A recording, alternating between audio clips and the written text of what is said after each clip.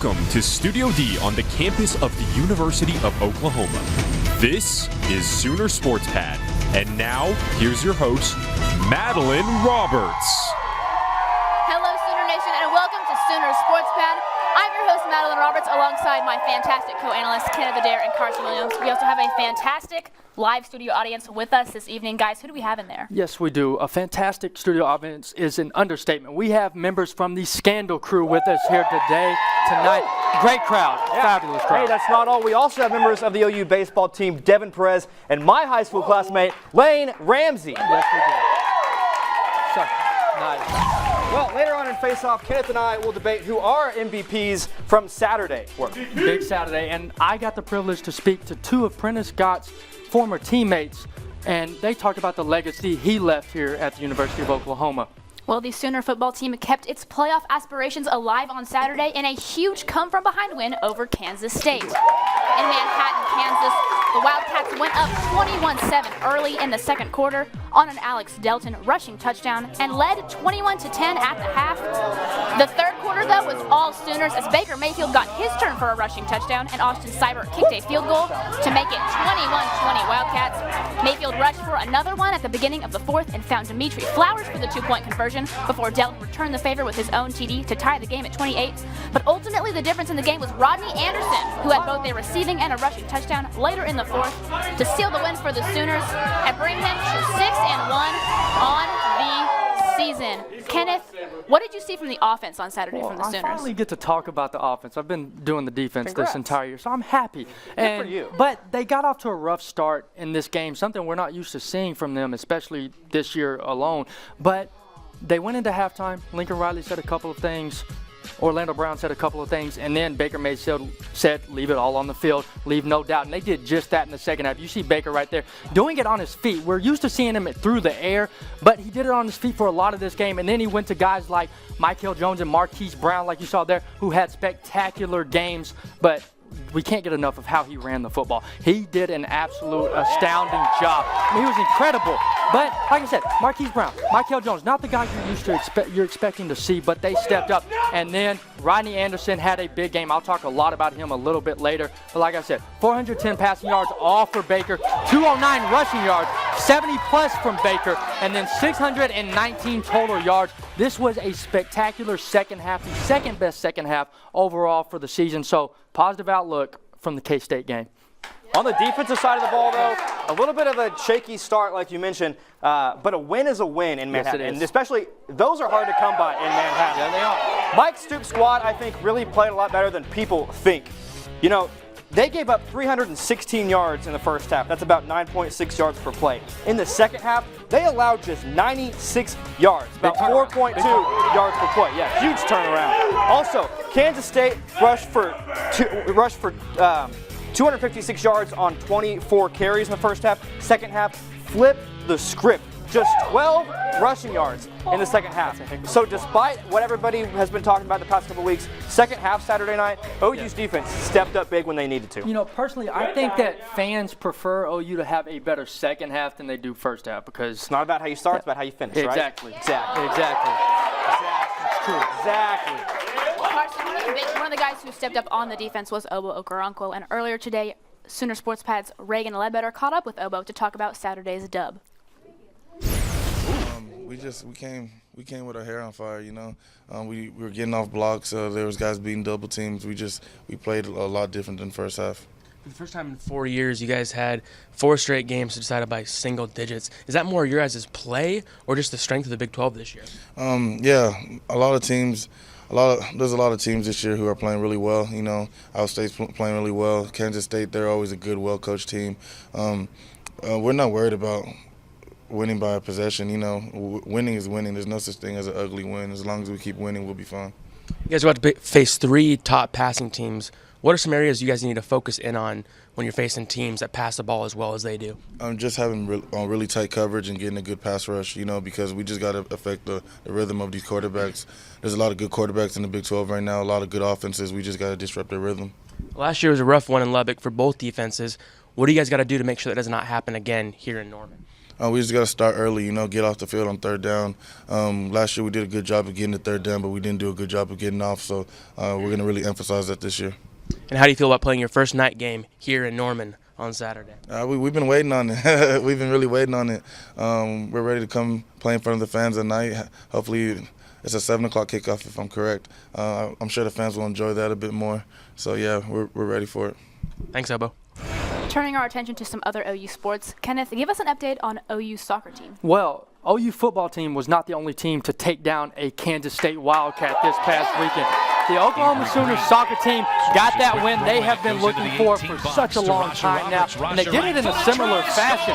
They started off 0-1, K-State took the lead, then Madeline Roberts gave them a tie with the goal, and then later Kaylee Dow gave the Sooners their first lead. They have been struggling on offense for most of the season, but they did not struggle this past weekend. And then, how fitting, the senior, Lizzie Llewellyn, the game winner, made the game 3-2, similar fashion. I mean, in the final minutes, they were able to close it out. And although they haven't had a great season, nonetheless, this is a great end to a season. They've got one more game, and then this is a confidence booster leaving the season and going into next year. So, Congratulations, ladies. Yeah. Hey, I was a big fan of those pink uniforms. Yes, They were pretty cool. Love it. Yeah. Hey, also, the OU men's golf team was in Georgia over the weekend for the Golf Club of Georgia Collegiate. Rough first round for the guys. They were in 15th place. But, hey, they bounced back in the second round behind Brad Dahlke's 66 to kind of bump them back up. Continued that success on Sunday in the final round, and OU finished in a tie for 11th, and Brad Dahlke carded his first top 5 finish of the season. So another good finish to an event. So Way to finish for the Yeah. And I mean, although the golf team didn't play too well, Dahlke has been absolutely amazing. That's your buddy. Hey, and they're a defending national champs. You're right. I'm also friends with him. Yeah. So. Thanks, guys. Well, it is now time for a break, but stick around because Face Off is up next. Welcome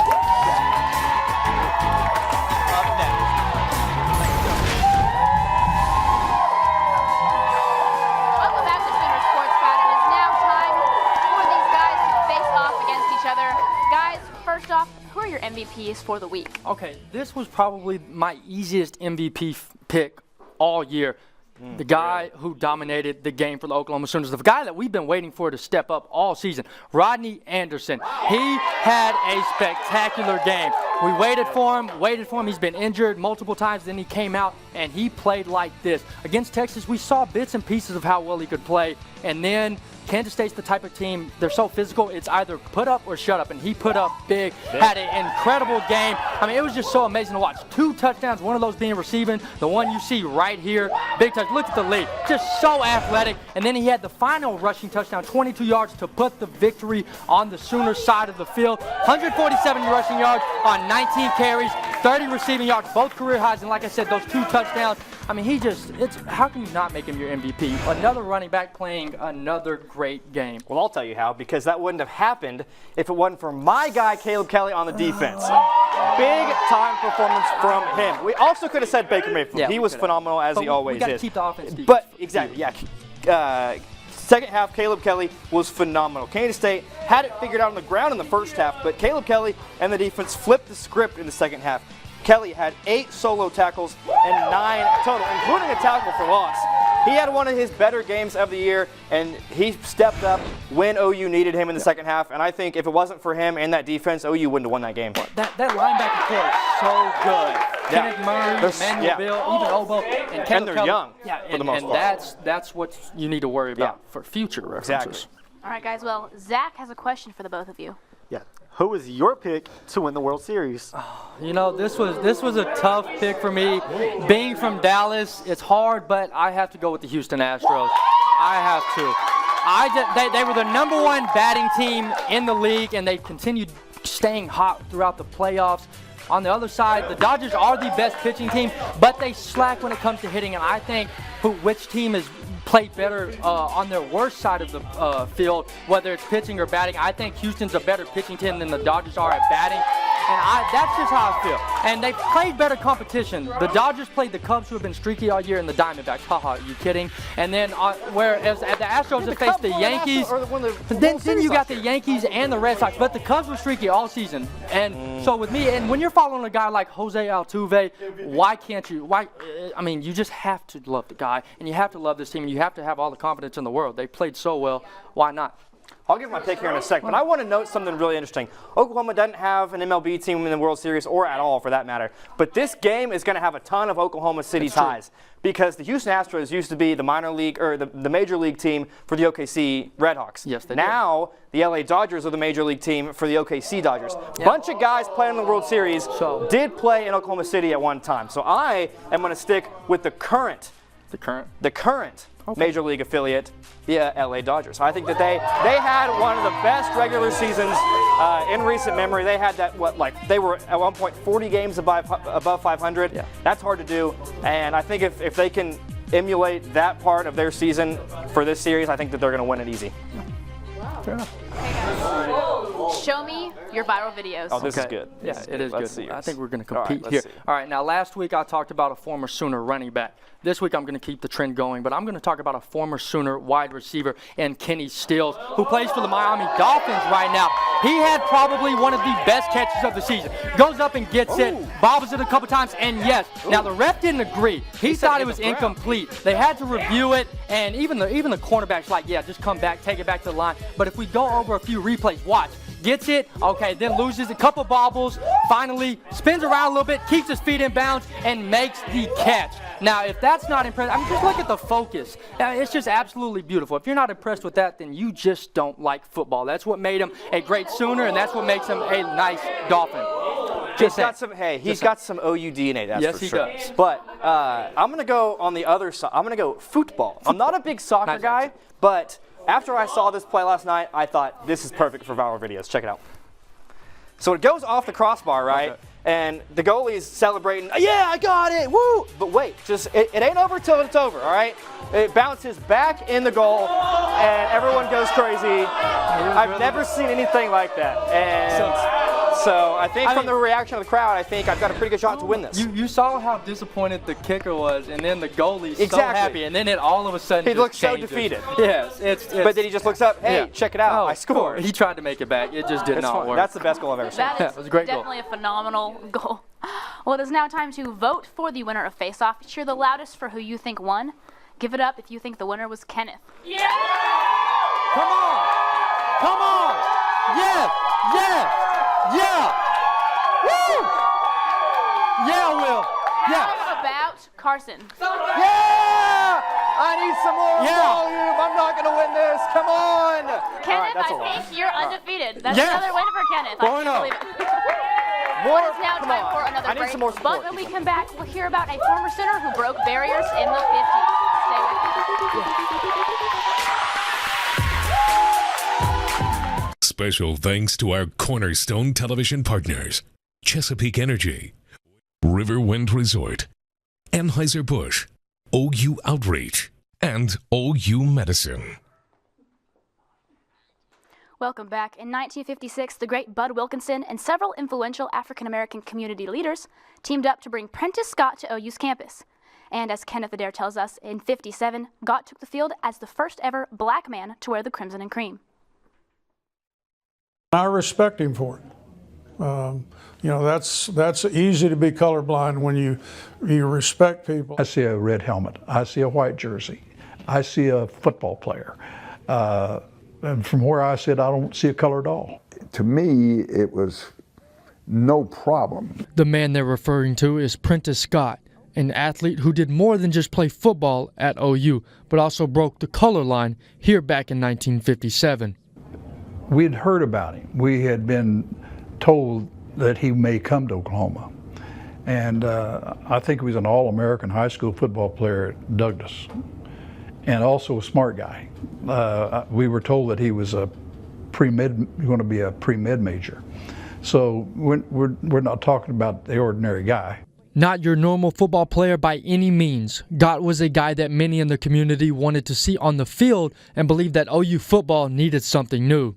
I had no experience with other athletes or whatever. But Wilkinson was smart enough to know that needed to be changed, and he changed it. We had no black athletes, football players, and when we found out that there was one that was, going to break this barrier and be the guy, man, we were excited about it. As a natural athlete, things went smoothly here at Owen Field, but that wasn't always the case when traveling with his white teammates, especially one moment at a Tulsa restaurant. The owner of the place came out and said, we can't serve a black person. And everybody had sat down at the tables. They had their salads all ready to go, and our guys looked around and just in unison got up and walked out the door. Legendary Sooners coach Barry Switzer not only embraced the idea of black athletes, but is credited for taking it to a new level. You go out and you try to recruit the best player that makes us better.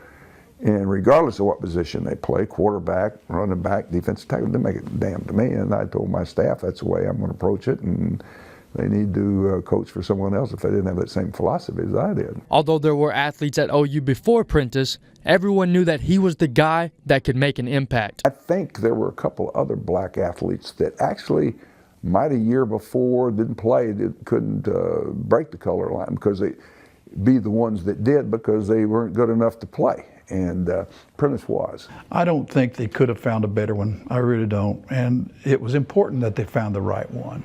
Norman has come a long way in 60 years, and now instead of focusing on the colors black and white, it's finally just about crimson and cream. Kenneth Adair, Sooner Sports Pad. Now let's hear from our guests, OU Baseball's Lane Ramsey and Devon Perez. What's up, guys? Thanks for coming. How's it going? Hope y'all have a great time. Yeah. Okay, so first question. Last year, you guys started out really hot.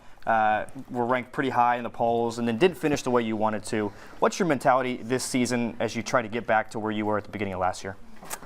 I think the biggest thing is just staying consistent with everything. And last year we had some injuries that didn't help, and then this year I feel like the team is just, the work ethic is just a little bit different, and we're really putting in the work that we need to. And then it's just, like I said, just being consistent with everything. I mean, as you go through the season, you're going to have people get hurt, you're going to have people that struggle, and then it's just picking each other up and getting through that is really the main goal of everything. So.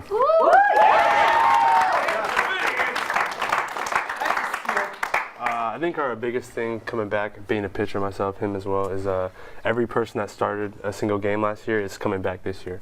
So, I mean, it's good for us. Like, we know who's going to be on the mound and who's going to be holding it down for us, and then our hitting's going to be there behind us, for sure. So.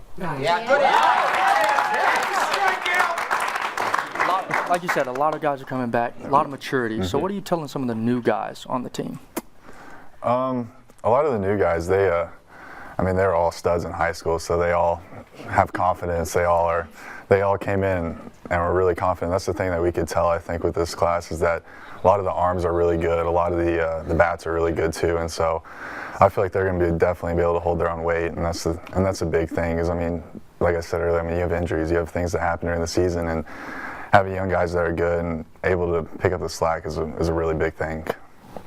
I think one thing that I tell them is just stay consistent with your work. I mean, it's a long season.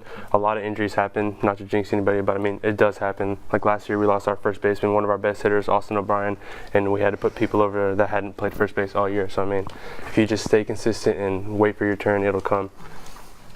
And then also,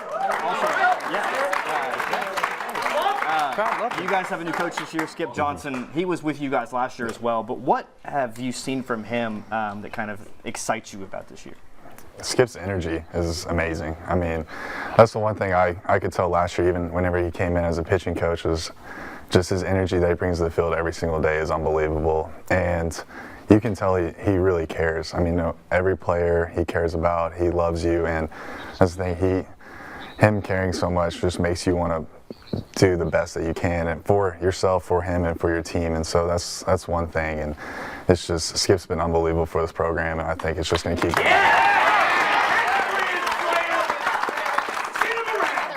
Don't go anywhere because Dynamic Duos is on deck.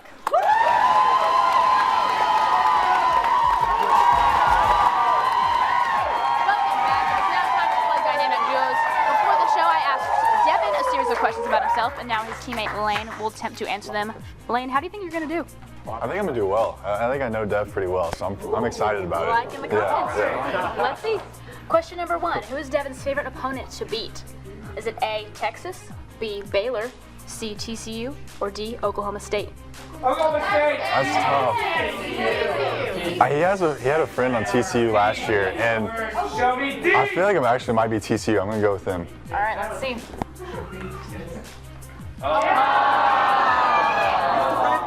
That's okay, that's okay. Question number 2. What is Devon's favorite Halloween candy? Is it A, Sour Patch Kids, B, Kit Kats, C, Airheads, or D, Milky Way? Milky Way! What was the first one? Sour Patch Sour Patch Kids. Kids. You think it's A, Sour Patch Kids? Taste the rainbow.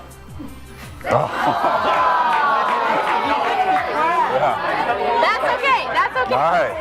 Question number 3. What is Devon's favorite sport to watch besides baseball? Oh, I got this Is one. it A, basketball, B, football, C, golf, or D, hockey? Basketball. A, basketball, hockey, answer pretty quickly.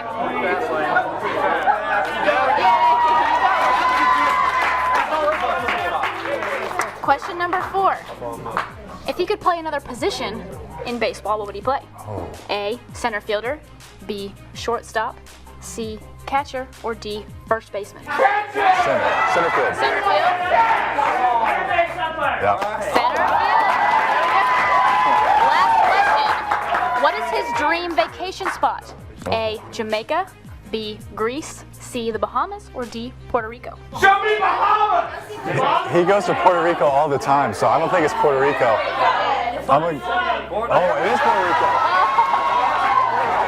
We'll go ahead and give you that one. 3 out of 5 is not bad. 3 out of 5, okay. Well, that is all the time we have for you today. Thanks for watching Sooner Sports Pad. Be sure to like us on Facebook, follow us on Twitter and Instagram, and be back here